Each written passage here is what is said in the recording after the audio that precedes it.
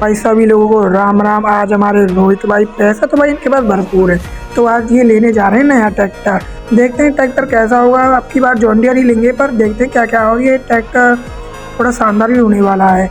तो ये चल रही है नया ट्रैक्टर लेने के लिए, वो भी टायर इन्होंने ट्रॉली में रख ही लिए हैं। अब ये शोरूम से निकल चुका है हमारा जॉन डियर नया ट्रैक्टर। अब इसकी थोड़ी अनबॉक्सिंग भी होगी, क्योंकि भाई लोगों में जश्न तो मनता ही है ना। तो अब ये इन्होंने हटा दिया है भाई। इसी के लिए एक लाइक सब्सक्राइब तो बनता है भाई, क्योंकि भाई मेरा चैनल बहुत डाउन हो रहा है। प्लीज़ आप लोग मेरी मदद नहीं करोगे तो रोहित भाई को भी बुरा लगेगा। तो लाइक कर दो, सब्सक्राइब कर दो।